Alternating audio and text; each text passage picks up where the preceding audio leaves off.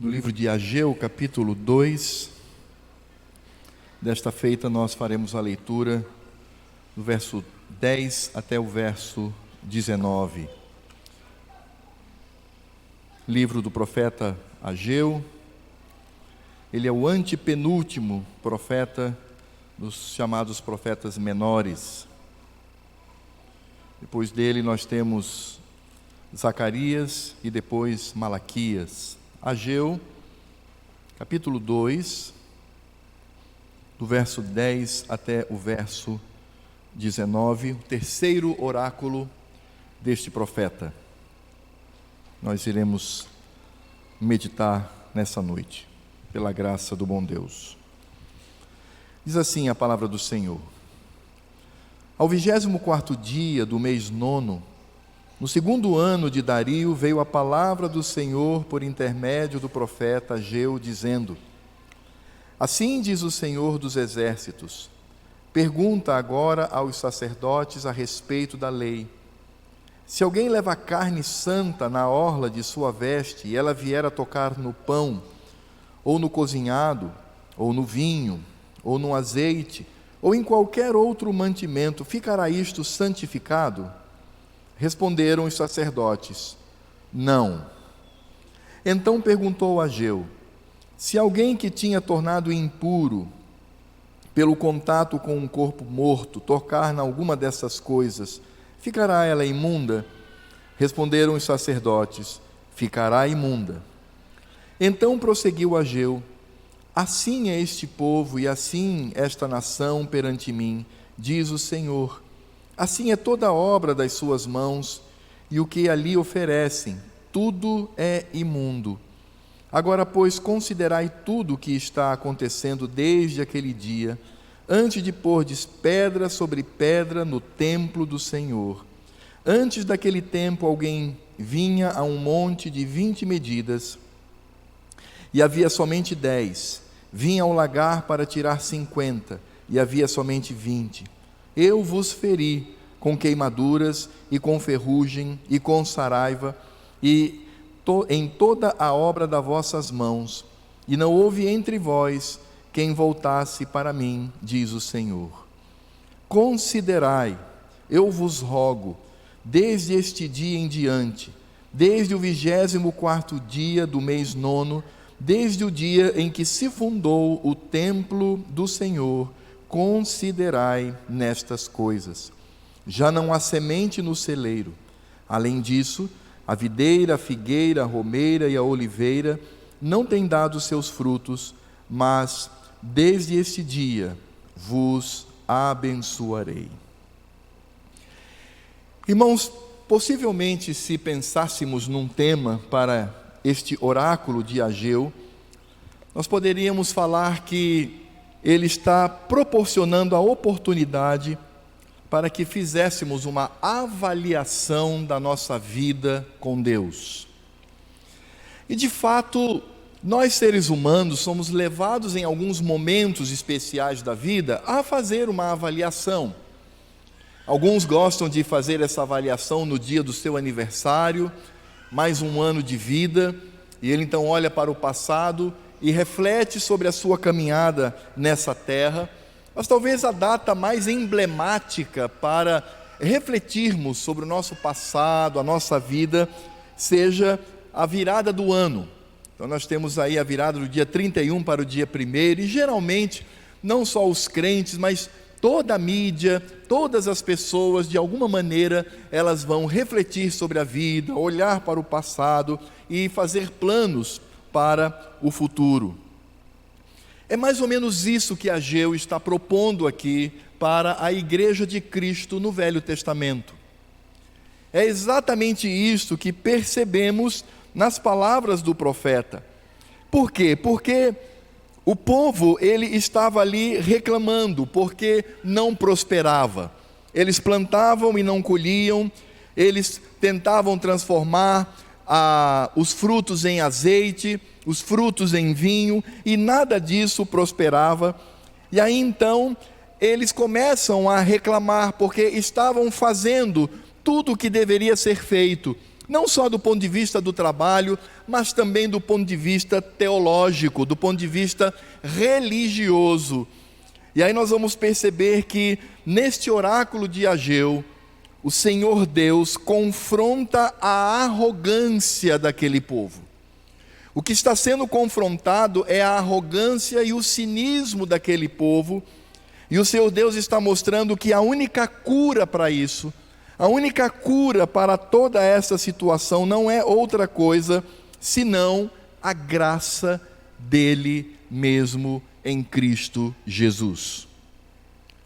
A cura para aquela situação era a obra de Cristo na cruz do Calvário.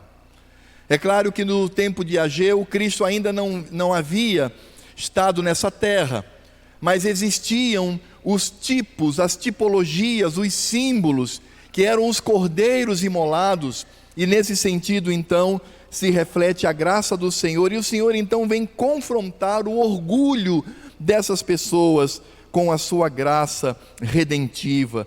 Por isso, Ageu ele utiliza aqui um estilo bastante singular. Ageu levou os sacerdotes a considerarem verdades espirituais que eles conheciam.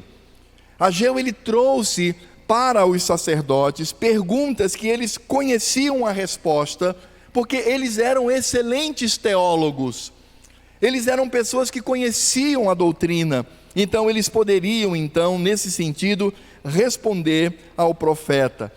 E aí, irmãos, o que na verdade Ageu está deflagrando aqui, o que Ageu está nesse momento demonstrando, sendo ele obviamente um mero instrumento nas mãos do Senhor, porque é o próprio Deus quem está falando, está revelando aqui algo muito triste.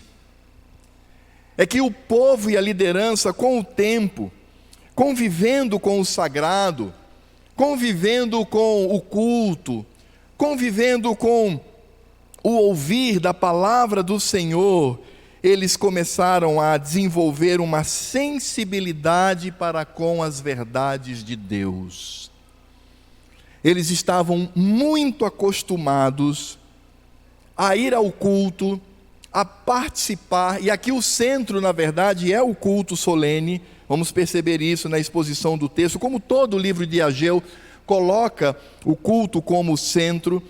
O problema é que aquele povo, ele ia no horário, ele participava, cantava, ouvia, oferecia sacrifícios, mas eles estavam muito acostumados com isto. E por causa então desse costume pecador, carnal e satânico, eles simplesmente negligenciavam o que não poderia jamais ser esquecido por eles. Eles, obviamente, se esqueceram de colocar o seu coração no Senhor. É por isso que o livro de Ageu, ele vai trazer aqui uma expressão que se repete ao longo de todos os oráculos, ou quase todos os oráculos, com exceção do segundo, que é a palavra considerai. No verso 1, como nós encontramos no verso 5, aliás, do capítulo 1, diz: ora, pois, assim diz o Senhor dos Exércitos, considerai o vosso passado. No verso 7 diz: assim diz o Senhor dos Exércitos, considerai o vosso passado. No capítulo 2, verso 15, nós encontramos: agora, pois, considerai tudo o que está acontecendo desde aquele dia.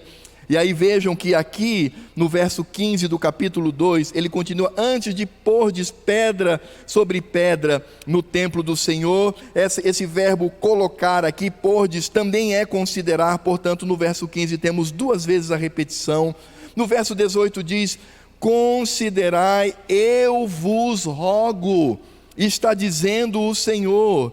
E veja só como ele continua dizendo aqui: desde o dia em que desde o 24º dia do mês 9, desde o dia em que se fundou o templo do Senhor, considerai nestas coisas. Verso 23, no finalzinho do oráculo: naquele dia, diz o Senhor dos Exércitos, tomar-te-ei, ó Zorobabel, filho de Salatiel, servo meu, diz o Senhor, e te farei um anel de selar, porque te escolhi diz o Senhor dos Exércitos. A expressão aqui não aparece, mas no original está também a expressão considerai.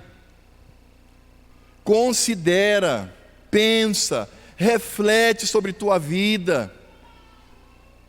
Não se deixe levar pelo costume com aquilo que é sagrado.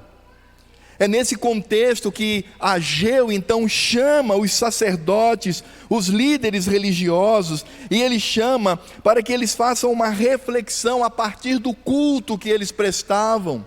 Nós vamos entender isso ao longo da exposição desse oráculo, mas o objetivo de Ageu é exatamente fazer com que eles refletissem. Porque por conta do costume, da familiaridade com as coisas sagradas, como eu já disse aos irmãos, eles estavam sendo negligentes diante do Senhor.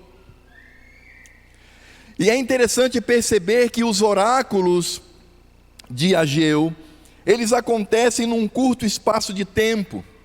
Há várias teorias sobre isso, mas a mais aceita é que o primeiro oráculo, como nós vimos, quando o Senhor Deus levanta o povo e incentiva-o para a construção do templo, aconteceu no mês de setembro, obviamente fazendo uma transposição para o nosso calendário. O segundo, onde nós encontramos ali o Senhor Deus dando incentivo e dizendo que eles deveriam ser fortes e corajosos, porque a glória do templo seria muito maior do que a do passado, aconteceu em novembro, outubro ou novembro. E agora este oráculo acontece em dezembro. Alguns comentaristas até especificam dizendo que é o dia 18 de dezembro. E é interessante pensar também que entre o segundo oráculo e este oráculo surge também um outro profeta, que é Zacarias. E Zacarias é levantado pelo Senhor, e nós encontramos aqui em Zacarias capítulo 1, a partir do verso 1, diz: no 8º mês do 2º ano de Dario, veio a palavra de Javé ao profeta Zacarias, filho de Baraquias, filho de Ido, dizendo: o Senhor se irou em extremo contra vossos pais, portanto dize-lhes, assim diz o Senhor dos Exércitos, tornai-vos para mim, diz o Senhor dos Exércitos, e eu me tornarei para vós outros, diz o Senhor dos Exércitos. Não sejais como vossos pais, a quem clamavam os primeiros profetas, dizendo: assim diz o Senhor dos Exércitos, convertei-vos agora dos vossos maus caminhos e das vossas más obras. Mas não ouviram, nem me atenderam, diz o Senhor. Vossos pais, onde estão eles? E os profetas, acaso vivem para sempre? Contudo, as minhas palavras e os meus estatutos que eu prescrevi aos profetas, meus servos, não alcançaram a vossos pais. Sim, estes se arrependeram e disseram: como o Senhor dos Exércitos fez tentação de nos tratar, segundo os nossos caminhos e segundo as nossas obras, assim Ele nos fez. Entre o segundo oráculo de Ageu e este, que é o terceiro que nós estamos vendo aqui, Deus levanta Zacarias para dizer àquele povo: acordem, acordem, porque vocês estão vivendo em pecado e vocês estão repetindo exatamente aquilo que seus pais repetiram no passado. E ele está falando aqui acerca do pecado, e por isso Ageu aqui, por isso que nós vamos entender aí esse contexto. Ageu aqui, ele dá seguimento. Zacarias se levanta, fala, e agora Ageu, falando por ordem do mesmo Deus, está alertando aqueles irmãos a refletirem sobre a sua vida com o Senhor.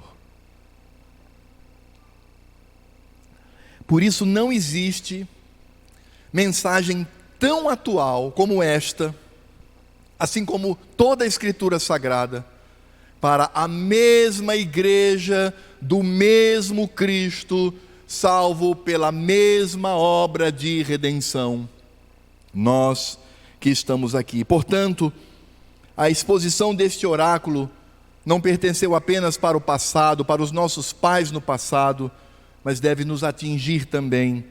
E nós precisamos ouvir a voz do Senhor quando Ele diz: considerai nestas palavras. E precisamos então refletir. Ageu, portanto, ele vai agora trazer o âmago desta palavra. E o primeiro ponto que ele vai trazer é uma mensagem que nós conhecemos. A mensagem de Ageu inicia dizendo que a impureza, a imundícia, o pecado é muito mais contagioso, é muito mais pernicioso para colocar um povo inteiro à destruição do que a santidade. O que Ageu vai dizer aqui, e ele vai tratar aqui num estilo de pergunta e resposta, mais ou menos como um catecismo brevíssimo, ele vai então trazer essa estrutura, ele vai mostrar que o que é contagioso passa para os outros, mas o que é santo, às vezes não é capaz de santificar. É o que ele diz do verso 10 ao verso 14, acompanhe comigo. Ao 24º dia do mês nono, no segundo ano de Dario, veio a palavra do Senhor por intermédio do profeta Ageu, dizendo, agora preste atenção: assim diz o Senhor dos Exércitos, pergunta agora aos sacerdotes a respeito da lei, eles conheciam a lei. Se alguém leva carne santa na orla de sua veste, e ela vier a tocar no pão, ou no cozinhado, ou no vinho, ou no azeite, ou em qualquer outro mantimento, ficará isto santificado? Responderam os sacerdotes: não. Então perguntou Ageu: se alguém que tinha se tornado impuro pelo contato com um corpo morto tocar em alguma dessas coisas, ficará ela imunda? Responderam os sacerdotes: ficará imunda. Então prosseguiu Ageu: assim é este povo, e assim é esta nação perante mim, diz o Senhor, assim é toda a obra das suas mãos, e o que ali oferecem, tudo é imundo. Deus falando com aquele povo. Ora, o que significa essa expressão de Ageu, tomando obviamente como base a lei do Senhor, que aqueles sacerdotes eles entendiam? É uma equação muito simples, irmãos, muito simples. Eu poderia perguntar aqui, por exemplo, às donas de casa: se você tem uma roupa toda suja, toda cheia de lama, de coisa que não presta, e você pegar uma roupa no seu guarda-roupa bem branquinha, imagine aí, tem uma camisa do seu maridão, né? Foi jogar bola e caiu no chão, e lama, veio imunda. Aí você estende essa roupa, e agora você vai lá no seu guarda-roupa, você pega uma roupa bem branquinha e coloca em contato com aquela coisa suja. A pergunta é: a roupa suja vai se tornar branca? Agora, e o contrário? Quem vai influenciar quem nesse contato de uma roupa branquinha e uma roupa cheia de lama? Um segundo exemplo que nós poderíamos tomar aqui é na área da saúde. Você tem uma pessoa que está ali com um resfriado ou uma gripe profunda. E aí você diz assim: eu tenho como curar essa pessoa? Remédio, acompanhamento médico? Não. Eu estou saudável, eu estou com muita saúde. Eu vou lá e eu vou me abraçar a essa pessoa. Eu vou me abraçar com ela, me envolver com ela, e a minha saúde vai curar a doença dela. Isso é possível? Agora uma pergunta: e o contrário? Uma pessoa saudável entra em contato com uma pessoa com resfriado ou gripe, ela não corre o risco de também se contaminar? É exatamente isso que Zacarias está dizendo. Sacerdotes, quando vocês colocam carne consagrada na orla das suas vestes, conforme a lei, Se você tocar o vinho, se você tocar os utensílios, esses utensílios vão ficar santos porque você está com isso na orla. Eles dizem: não, claro que não. Mas e se vocês tocarem num corpo morto, conforme as leis cerimoniais do Velho Testamento, tocar num corpo morto, se tornar imundo, naquilo que vocês tocarem se tornará imundo? Eles dizem: claro que sim. Aí Deus diz assim: por isso eu vos digo, tudo que vocês oferecem, em tudo que vocês tocam, tudo que vocês falam é imundo diante de mim. Agora, como é que nós podemos entender isto? Nós entendemos claramente, irmãos, que a santificação é um elemento de renúncia, a santificação é uma luta diária, a santificação é uma briga que temos, como Paulo mesmo afirma, esmurrando o meu próprio corpo. Agora, a contaminação pelo pecado, basta você não fazer nada. Basta não fazer nada. E a contaminação certamente virá. O que é mais difícil? Se contaminar ou se tornar santo e piedoso diante do Senhor? Agora, há um detalhe aqui que precisa ser colocado. O detalhe é que, em primeiro lugar, nós precisamos, irmãos, urgentemente, como aquele povo precisava urgentemente, tratar o pecado com seriedade. Porque, volto a dizer, aqueles sacerdotes estavam acostumados com as coisas sagradas, por isso se tornaram cínicos, insensíveis, e eles levavam na boa todas as práticas religiosas, mas carregavam em si pecados que não eram tratados, e não eram tratados sobretudo com seriedade.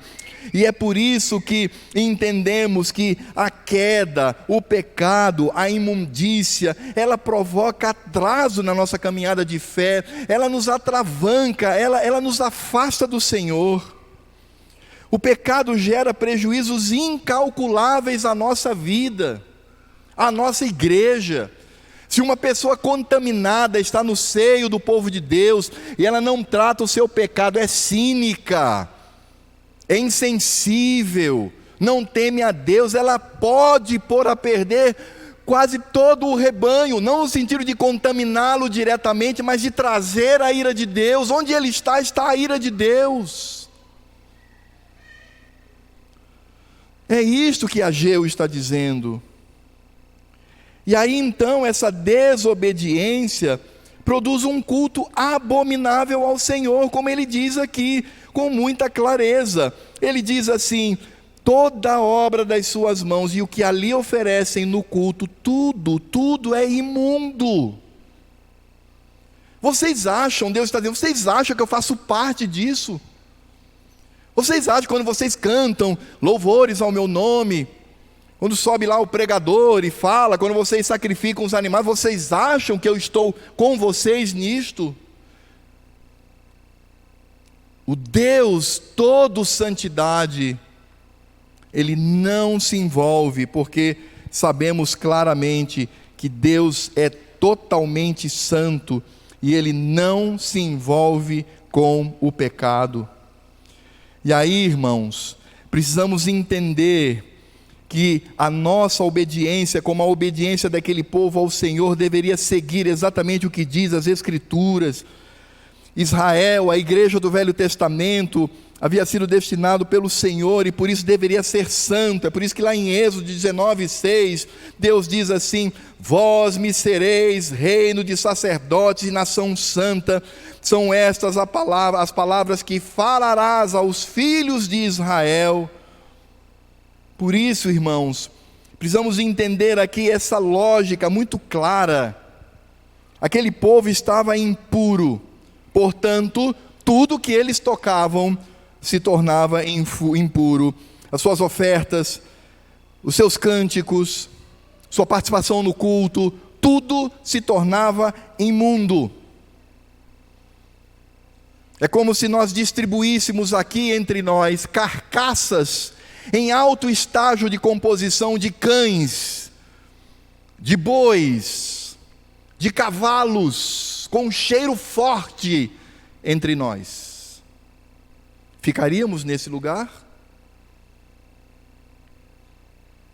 Agora você imagina a santidade de Deus contrastada com uma vida totalmente irresponsável, ainda que venha a obedecer todo o aparato teológico e doutrinário.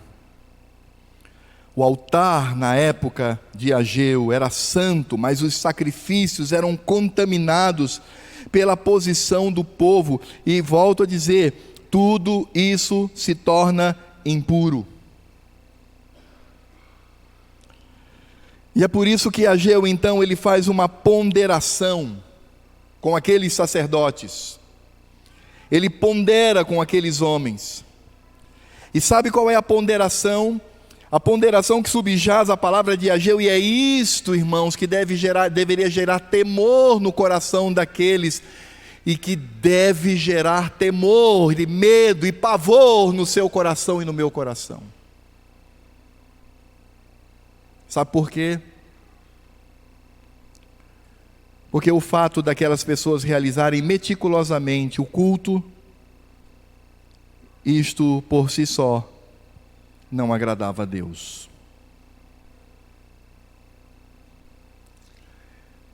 Vamos supor que haja uma pessoa entre nós que conhece muito bem o nosso costume. Eu chegasse para ele e dissesse: meu irmão, eu saí, os presbíteros tiveram que viajar, não tem ninguém. Rapaz, monta aí a liturgia do culto. Pastor, não sei se eu lembro, mas eu vou tentar. Presença do Senhor, contrição e perdão de pecado, reconhecer as obras de Deus, dedicação, pregação e final. Pode deixar comigo, pastor. E você faz um culto certinho. Ou então quando você vai para uma outra igreja, e lá eles têm uma liturgia assim meio, estranha, você estranha, fala assim: nossa, mas eu estou acostumado com outro tipo de liturgia, uma liturgia mais bíblica, mais simples. Sim, nós podemos ter esse tipo de sentimento, mas eu pergunto para você: isso te faz santo? O fato de eu e você reconhecermos como deve ser a liturgia, como deve ser a leitura da palavra, como isso nos faz mais santos, é aquela história. Você chega para qualquer pessoa e diz assim: quem é mais importante, Deus ou seu patrão? Qual é a palavra mais importante, a de Deus ou a do seu patrão? Quais são as coisas mais importantes, o que Deus ordena ou o que seu patrão ordena? O que é mais importante, agradar a Deus ou agradar o seu patrão? Ele vai encher a boca e dizer: Deus, é claro. Por isso, ele chega atrasado no culto. Mas ele não se atrasa no trabalho dele. É por isso que ele nunca se dispõe. É por isso que ele nunca pensa sobre isto. Para qualquer pessoa que tenha a mania, o vício de chegar atrasado nos cultos, pergunte para ele: o que é o culto? É uma santa convocação. Por que nos reunimos? Para adorar ao Senhor. Ele nos chamou. Tem hora para começar? Tem. Tem hora para terminar? Tem. Mas eu chego atrasado. Porque embora eu saiba dessas coisas, eu não me importo muito, já me acostumei, é culto, Entra e saio, não acontece nada. Era exatamente isto que aquele povo estava vivendo. E eles não entendiam aquilo que Deus revelara antes da ida do povo para o cativeiro, conforme está em Isaías capítulo 1, verso 13.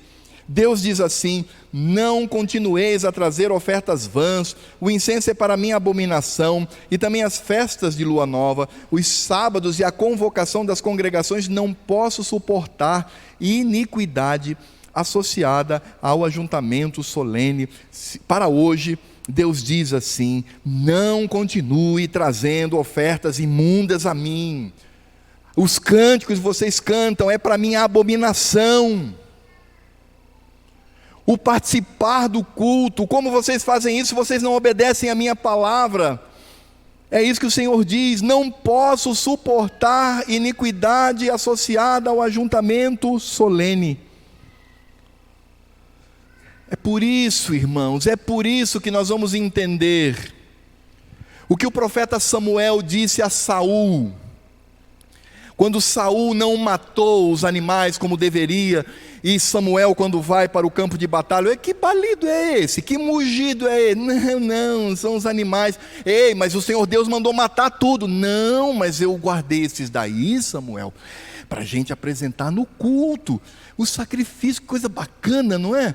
Vamos apresentar, Deus vai gostar, Ele vai entender isso. Aí Samuel olha nos olhos do rei Saul e diz assim: tem porventura o Senhor tanto prazer em holocaustos e sacrifícios, quanto em que se obedeça a sua palavra? Eis que o obedecer é melhor do que o sacrificar, e o atender melhor do que a gordura de carneiros. Antes do povo de Deus abrir a boca para cantar e participar, ele precisa estar com o seu coração no Senhor.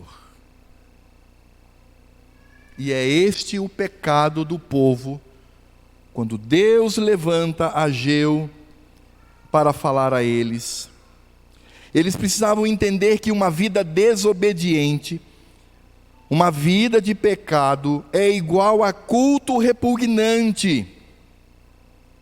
Porque somente uma vida de obediência à lei do Senhor torna o nosso culto aceitável, e aí então nós entramos num grande perigo, como aquele povo estava entrando também nesse grande perigo. Nós nos esquecemos de que o que santifica-nos é a obra de Cristo, e nos submetemos a esta obra, e não a nossa obra. Aí nós achamos que criar um conceito de regras de conduta, realizados pela minha própria força, vai de alguma maneira santificar a minha vida, a vida da minha família e a vida da minha igreja. Você sabe como é que se chama isso? Legalismo. É quando eu não tenho consciência do que de fato é pecado. Não, pelo contrário, eu sou orgulhoso por aquilo que eu faço. Aquele povo fazia o culto, irmão, certinho, milimetradamente certo. Os cânticos, leitura das escrituras, a centralidade do cordeiro, tudo certinho. E sabe o que Deus dizia acerca do culto que eles ofereciam? Assim é toda a obra das suas mãos, e o que ali oferecem, tudo é imundo, podre, e eu não suporto isto, diz o Senhor dos Exércitos. Por isso, irmãos, essa palavra de Ageu para aquele povo mostrava algo que nós precisamos sempre refletir. De que maneira eu me preparo para o culto? Quando eu me preparo para uma prova de concurso público, ou a busca de uma vaga numa empresa, eu me preparo. Um dia antes da prova eu estou ali, sintonizado, eu tenho todo um ritual, e está correto, está certo, me preparo. Eu me preparo um dia antes, amanhã eu vou fazer a prova, preciso me preparar. Cara, vamos jogar, vamos lá na casa do pastor Alfredo, vamos lá na casa do fulano, vamos lá jogar. Não, vou não, amanhã é concurso, vou nada. Rapaz, não tem nada não, você vai lá até se divertir. Não, vou não, preciso me preparar, é uma coisa muito importante. A pergunta é, o que fazemos no sábado? Ou será que o culto realmente é uma coisa que eu já me acostumei e... domingo mesmo. Fica até 3 da manhã jogando, vendo, me divertindo. No outro dia, bocejando o tempo todo na escola dominical. Bocejando o tempo todo no culto. Aquilo está cansativo para mim. Não vejo a hora de terminar para eu ir embora, ver um restinho lá da revista eletrônica, lá da televisão e tal. Mas se você fizer qualquer tipo de pergunta teológica para ele, ele vai responder na lata. Mas isto não santifica. O Senhor não suporta nenhuma variação no seu culto. Irmãos, isso precisa queimar no nosso coração. Isso precisa queimar no nosso interior. Por que Nadab e Abiú foram mortos por Deus? Porque eles acharam que podia colocar fogo no altar. Deus havia dado toda uma regra, mas não, colocaram um foguinho que é fogo. É fogo. Mas existe toda uma ordem do Senhor, e levaram um fogo estranho e foram contaminados. Uzá, toda aquela romaria, que desde o início afrontava o Senhor, porque não obedeceu o que a palavra havia dito, e está lá, e Deus se irando, e de repente o carro então bate numa pedra e vai tombar a arca, vai cair. O que Uzá faz? Não, eu preciso retê-la, para que não caia, para que não haja vergonha. Claro, Davi deveria entender que a arca do Senhor não era para ser carregada em carros de bois, como as outras nações pagãs faziam, era no ombro dos levitas, mas não, ele inventa de colocar uma coisinha ali, outra coisinha lá, tornar o culto mais festivo e tal, não tem problema. E Uzá então estende a mão. O que Deus faz? Aplaude lá do céu? Muito bem, Uzá, você fez bem. Não, a ira do Senhor transborda e ele fulmina Uzá naquele momento. É por isso que vamos perceber o que Deus fala, ainda em Isaías, antes do cativeiro. No capítulo 1, verso 15 diz: pelo que quando estendeis as vossas mãos, escondo de vós os olhos, sim, quando multiplicai as vossas orações, não as ouço, porque as vossas mãos estão cheias de sangue. E no verso 20 diz assim: se quiserdes e me ouvides, está se referindo ao culto, irmãos. É o culto, Isaías está se referindo ao culto. Se quiserdes e me ouvirdes, comereis o melhor dessa terra, mas se recusardes e fordes rebeldes, sereis devorados à espada, porque a boca do Senhor o disse. Qual foi o resultado daquele povo? Foram devorados pela espada. Talvez você diga assim: ah, pastor, mas isso é Velho Testamento, né? Novo Testamento não tem problema. Ah, não? O que o apóstolo Paulo escreve no capítulo 11 de 1 aos Coríntios para aquela igreja?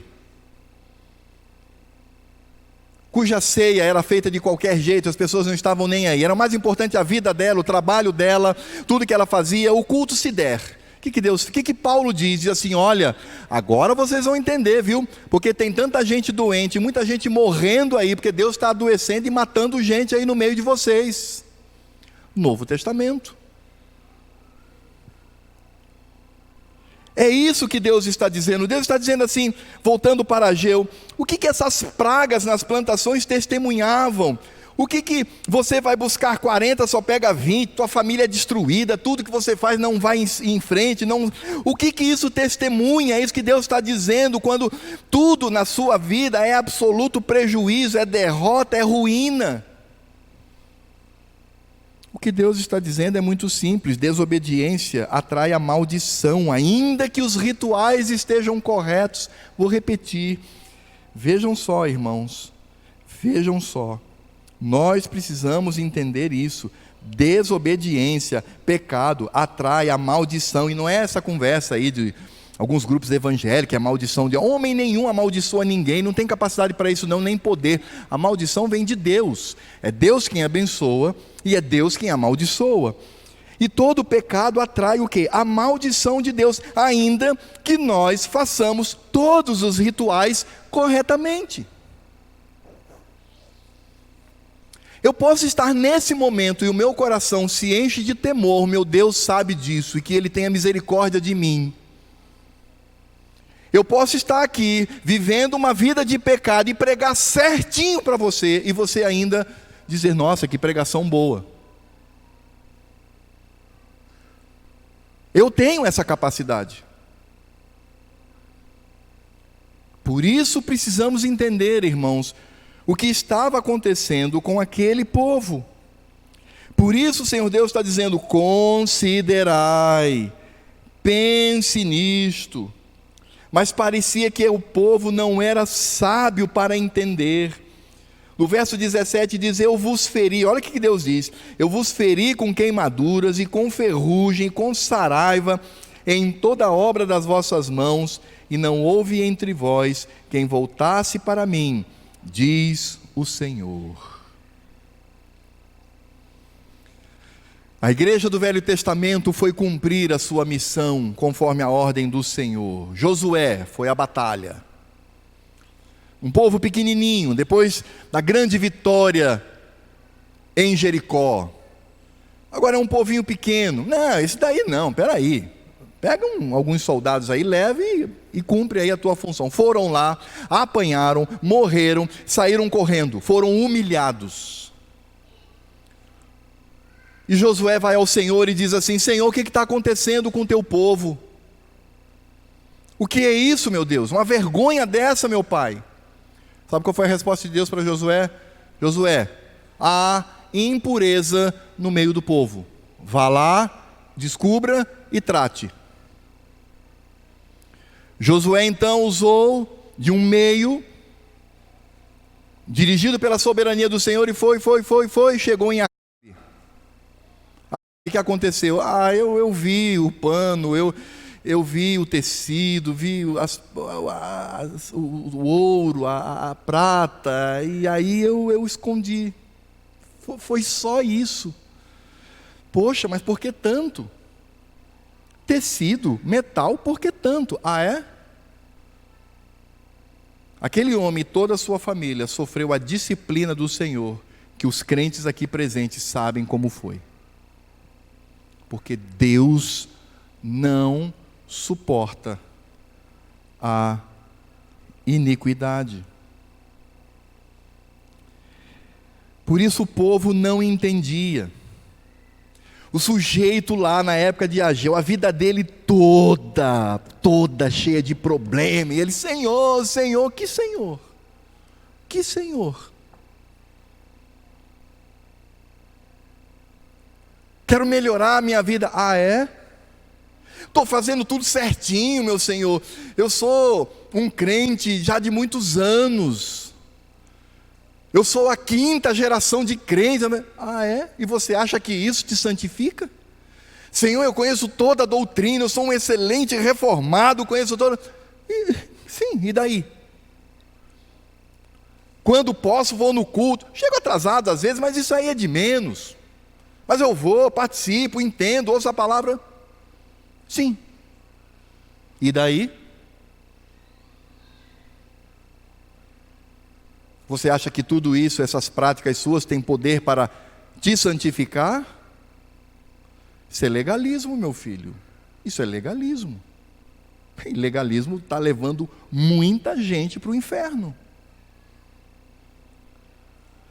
E por que isto?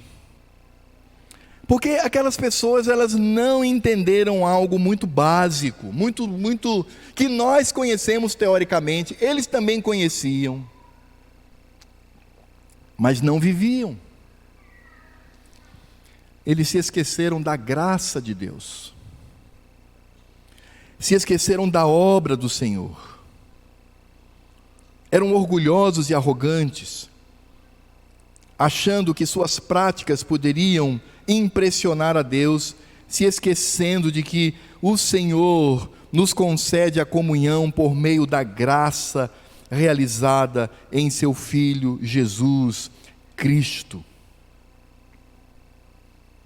E é exatamente isso que o Senhor vai ensinar mais uma vez, por pura graça, àquelas pessoas, porque diante da infidelidade do povo, Deus demonstra a sua fidelidade. Versos 18 e 19 diz assim, acompanhe aí na sua Bíblia, por favor.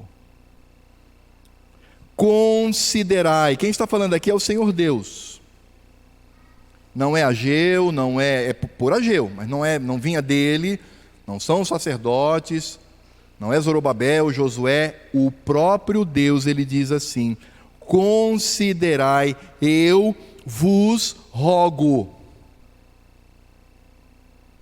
Você já pensou Deus falar assim? Como se o Senhor Deus pegasse no colarinho daquele povo, desse uns tabefes para acordar, e dissesse assim, acorda rapaz, acorda. Volte para o caminho certeiro, santo. Ele diz: considerai, eu vos rogo, desde este dia em diante, desde o 24º dia do mês 9, desde o dia em que se fundou o templo do Senhor, considerai nestas coisas, já não há semente no celeiro. Além disso, a videira, a figueira, a romeira e a oliveira não têm dado seus frutos. Correto? Correto, Senhor. Mas desde esse dia vos abençoarei. O que Deus está dizendo é que não era a atitude do povo, mas simplesmente o reconhecimento pelo arrependimento na obra, e só era possível aquele povo ser abençoado por causa da graça do Senhor. O que está embutido aqui nessa expressão, vos abençoarei, é algo tão profundo, irmãos. O que Deus está dizendo para os nossos pais no passado, por boca do profeta Ageu, é: vocês não podem fazer nada, é a minha graça. Não adianta ficar aí todo pomposo e orgulhoso, porque são teólogos, são liturgos, fazem tudo certinho. Não, é a minha graça, é a graça sobre vocês. Eu escolhi salvar vocês e eu vou levá-los à santificação. É por isso que o Senhor antecede essa palavra dizendo: não há semente no celeiro, videira, figueira, romeira e oliveira não têm dado seus frutos, porque a minha mão está pesando por quê? Porque é a minha graça sobre você. Você vai para o céu, e a ideia é: por que isto? Porque o centro aqui do que o Senhor está falando, obviamente, claramente, é a obra de Cristo. Ainda que eles estivessem vivendo dias difíceis, algo iria trazer a mudança para melhor, a mudança da comunhão, a mudança da habitação do Espírito Santo do Senhor. Não era, irmãos, a realização meticulosa da liturgia. Deve ser assim, claro, claro. Mas isso não pode ser um fim em si mesmo, porque senão nos tornamos legalistas e cínicos, e nos acostumamos com as coisas do Senhor. Portanto, não é isto, não é o mero cumprimento da religiosidade, tendo temor de homem. Eu quero que toda a igreja veja que a minha casa, a minha família é a melhor. Tudo que eu falo, eu uso o exemplo da minha família, porque o meu filho é um homem de oração, minha filha é uma mulher de Deus, sabe? E você percebe que em vez de apontar para a graça de Cristo, está apontando para as realizações humanas. Não que a minha vida não possa ser exemplo, irmãos, ela deve ser. Eu, você, todos nós, a nossa família deve ser exemplo aqui na igreja, nossos filhos devem ser exemplos, claro, mas tudo isso é pela graça, é pela manifestação das misericórdias do Senhor.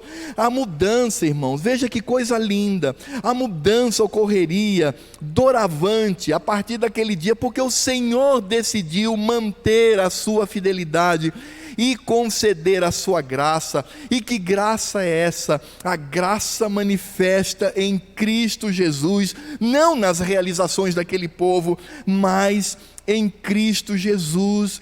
A pessoa de Cristo, a obra de Cristo, são a causa para aquele povo não ser consumido. Foi a obra de Cristo, porque Cristo veio a esse mundo, se esvaziou da sua glória, Ele veio até aqui, e Ele padeceu morte de cruz, Ele morreu no nosso lugar, Ele atraiu toda a ira do Senhor para si, para que nós tivéssemos esta graça. A palavra do Senhor aqui, vos abençoarei, não diz respeito apenas ao povo naquela época, mas isso é uma palavra escatológica, isso é uma palavra que nos alcança, ela nos alcança. Até uma palavra dura como essa de Ageu manifesta a graça do Senhor. Essa palavra dura de Ageu é para nos quebrar, para nos quebrantar, para que Ele nos edifique por pura graça.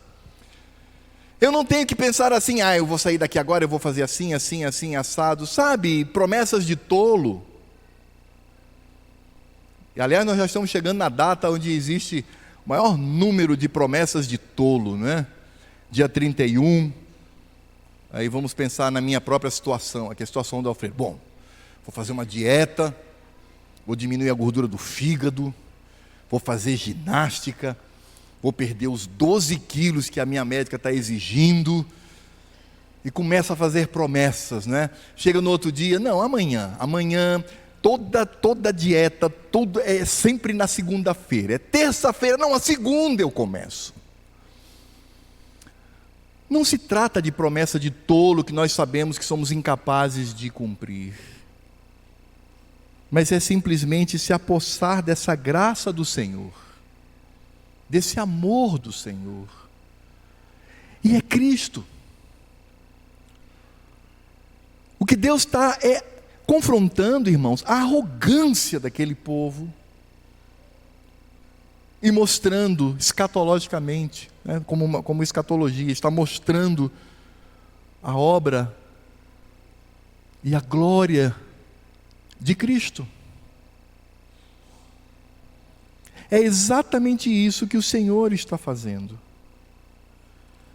Ele nos mostra com muita clareza. Você sabe qual era o problema daquele povo? Era a arrogância. Eles achavam que essa coreografia religiosa, feita por eles mesmos, pela sua própria força, era capaz de santificar. Não é. Não é.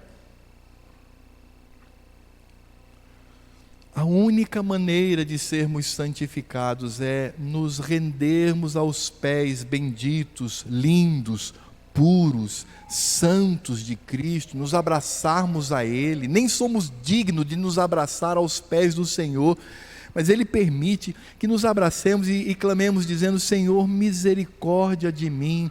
E o Senhor Deus, como diz a sua palavra, se confessarmos os nossos pecados, Ele é fiel e justo para nos perdoar os pecados e nos purificar de toda injustiça.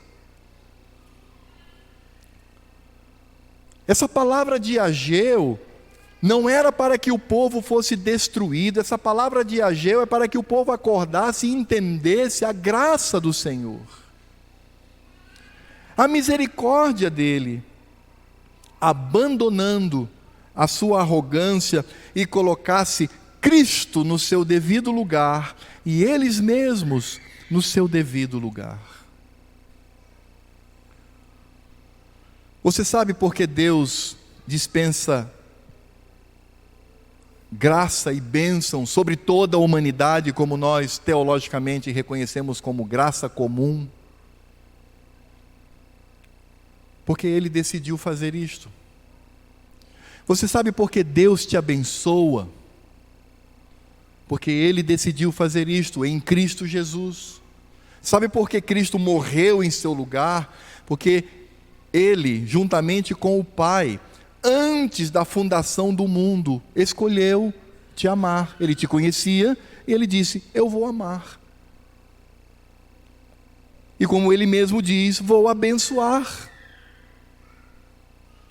Sabe, irmãos, essa é a diferença. Quando entendemos a nossa falência humana, que as nossas atitudes, os nossos atos em si, são como trapos de imundícia. Eu não preciso dizer aqui o que significa isso, a maioria sabe o que eram trapos de imundícia, quando feitos por nós mesmos.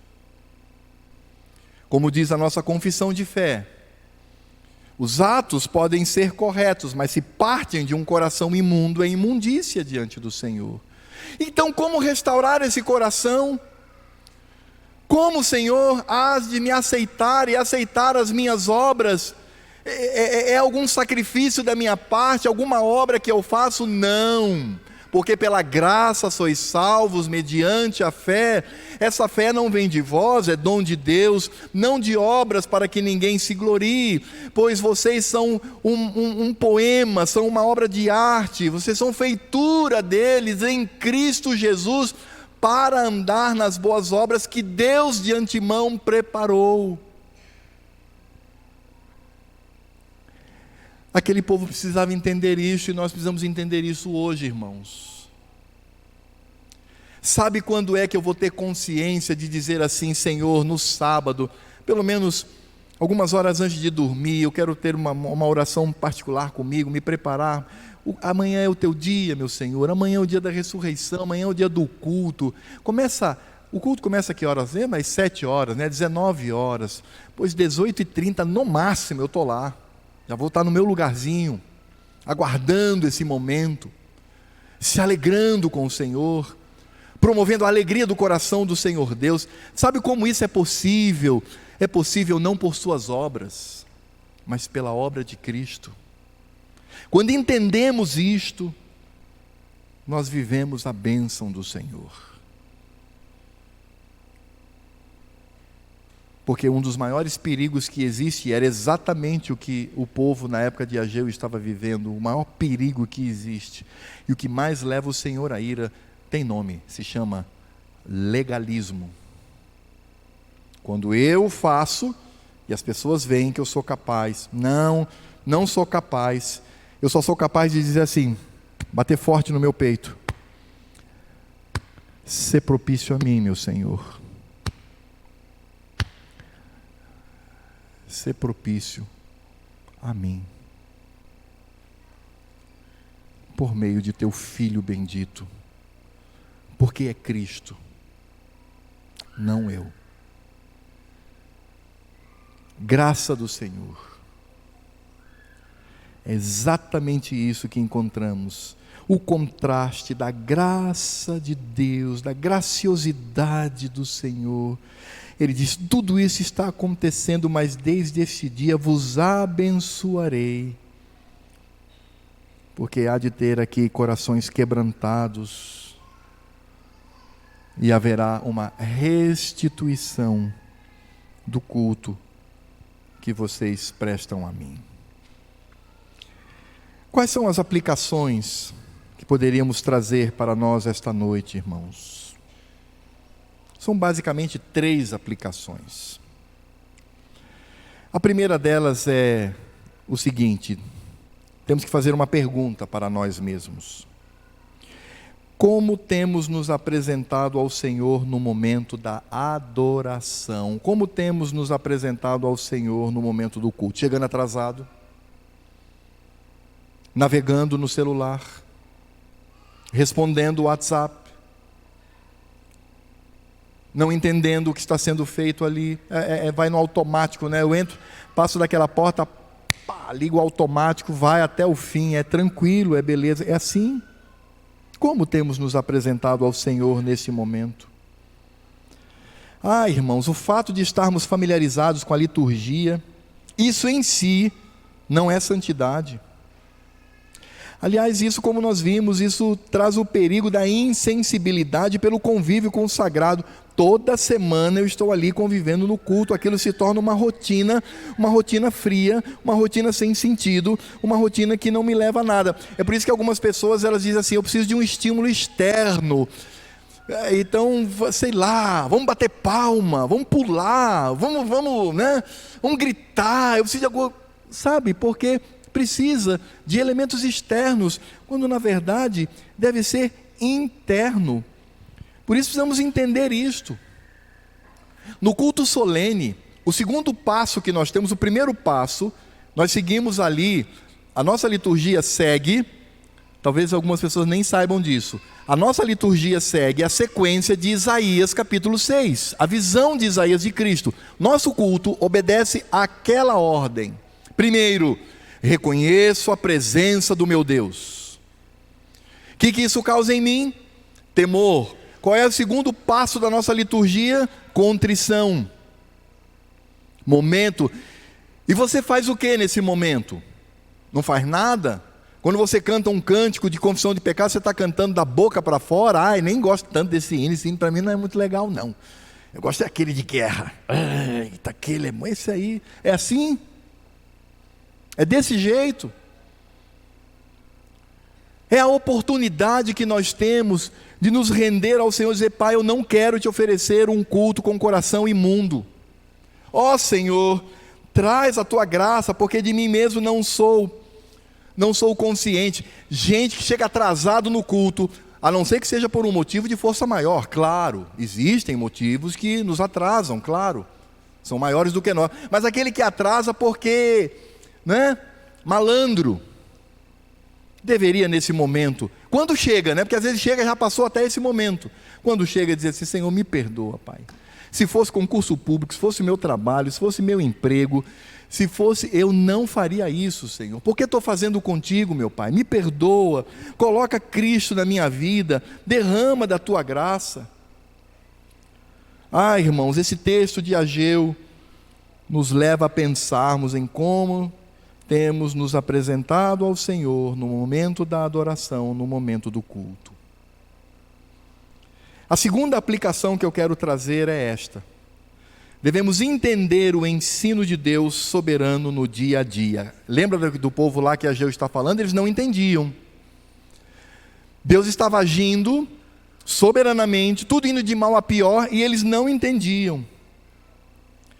Mas nós, irmãos, precisamos ser sábios para entender o ensino de Deus, que acontece em todos os dias na minha vida.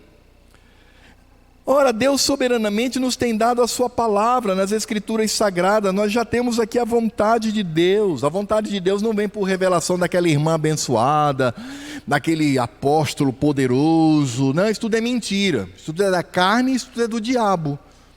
Bem simples assim. Não. As revelações do Senhor estão aqui, já foram reveladas, encerradas em si mesmas. E Deus está falando conosco aqui. Quer ouvir a voz de Deus?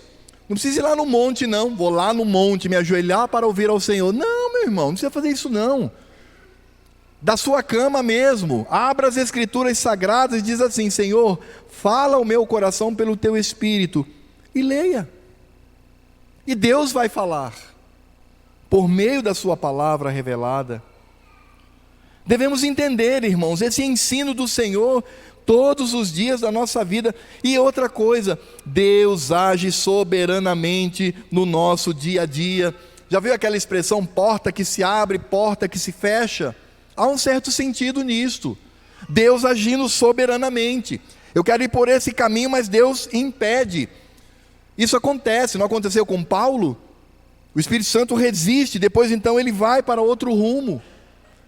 Isso acontece, não que um anjo venha: meu filho, não vá por esse caminho, ou que você terá uma revelação de Deus. Não, isso não existe, irmãos. Deus já se revelou na sua palavra, mas Ele age soberanamente, e a gente às vezes não entende, insiste, e vai, e Deus está fechando as portas, mas eu insisto. Precisamos estar sensíveis para entender o ensino de Deus, soberano, por meio da sua palavra, e as circunstâncias no que diz respeito à soberania do Senhor. Sabe por quê, irmãos? Porque nós precisamos entender que o ensino de Deus, soberano no nosso dia a dia, tem um único objetivo final. O objetivo é a glória de Cristo. O que você está buscando é para a glória do Filho de Deus, ou é para a sua própria glória, para o seu conforto, para a sua carreira, seja o que for? Pense nisto. Devemos entender o ensino de Deus soberano no dia a dia, e esse ensino nos leva a pensar sobre a sua obra e nos conduz para a glória de Cristo. Terceira e última aplicação. A primeira é como temos nos apresentado ao Senhor no momento da oração. Estou repetindo por causa das nossas crianças, elas gostam de anotar. A segunda aplicação é: devemos entender o ensino de Deus soberano no dia a dia. E a terceira aplicação, o melhor para nós, irmãos, preste atenção, o melhor para nós não vem de nossas obras mecânicas, mas vem da graça de Deus, diante de um coração contrito e humilhado. A soberba humana nos conduz ao legalismo, irmãos. Isso é triste. Mas a nossa humildade e o reconhecimento do que somos nos conduz à graça de Cristo. Que lindo isso. Só reconheça, irmãos, de verdade. Chore os seus pecados e Deus vai afagar a sua cabeça com carinho, com graça, por causa da obra de seu Filho. No momento em que eu reconheço isto, abandono o legalismo, abandono a minha frieza, abandono o fato de estar acostumado com as coisas sagradas e aquilo não ter mais nenhum sentido para mim, no momento que eu me humilho, o Senhor Deus vê a Cristo. Cristo, eu estou aqui de joelhos, o Pai está aqui olhando para mim, no momento em que eu estou aqui contrito, Cristo, Ele vem exatamente no meio, se coloca e olha nos olhos do Pai. E o Pai, quando contempla Cristo, sabe o que ele vê? Cicatrizes que ficarão por toda a eternidade, nas mãos, nos pés, na cabeça e no lado. E aí somos recebidos pela graça de Deus. Por isso, irmãos, nós não perecemos e não pereceremos somente por um detalhe: Cristo. Você, eleito, vai para o céu, não por sua força, mas por causa de Cristo, que constantemente vai se interpor entre os olhos de justiça do Pai e um coração quebrantado, confessando os seus muitos pecados. É por isso que este oráculo de Ageu poderia ser sintetizado numa única frase.